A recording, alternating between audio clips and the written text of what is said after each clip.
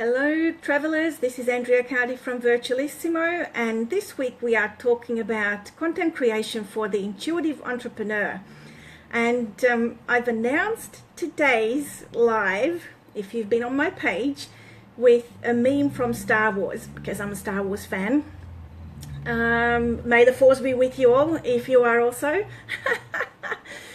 So if you've seen the meme that I posted for the announcement, that refers to the fact that the earliest Star Wars episodes were numbered 4, 5, and 6, and then later on in the late 90s, early 2000s were 1, 2, 3, and the saga just goes on and on and on. And it's always been a joke among Star Wars fans and not Star Wars fans about why it might have happened that way. And if you think about it a little bit, George Lucas made a boatload of money on the franchise, basically. So whether that was a strategic decision, did he use his intuition to number his earliest film, which we know as Star Wars, or for purists, A New Hope, that he numbered it number 4 or episode 4, and then so on.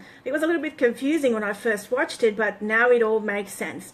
So if it was intuitive, then good on you, George. That was a great step. If it wasn't, if it was just a fluke, then you're a lucky man. Anyway, so content creation wise for the intuitive entrepreneur, what does it mean when you want to plan your content strategy?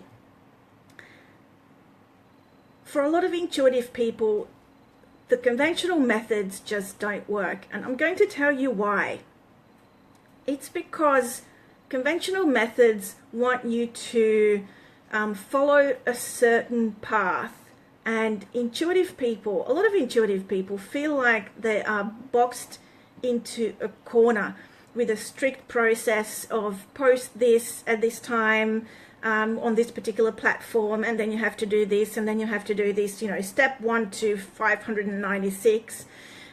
These processes just don't work for intuitive people because they box you into a corner and they restrict your flow.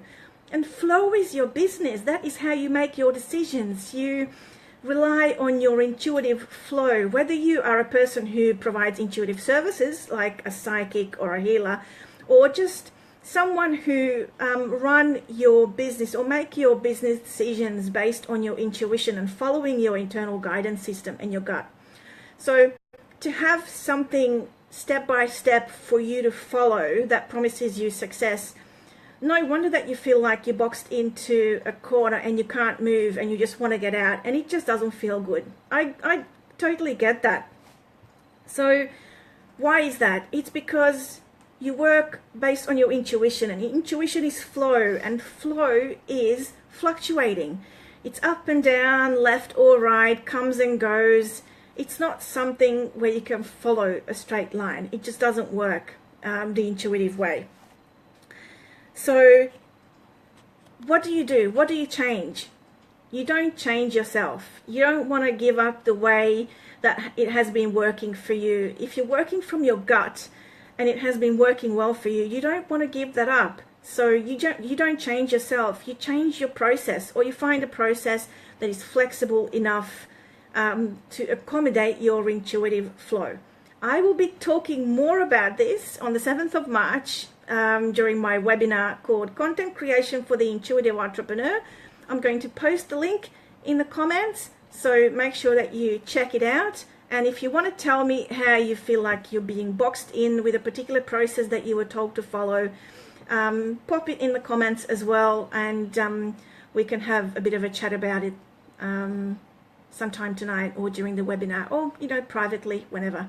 So tomorrow I will continue to discuss the difficulties that intuitive entrepreneurs face when creating their content and market their content.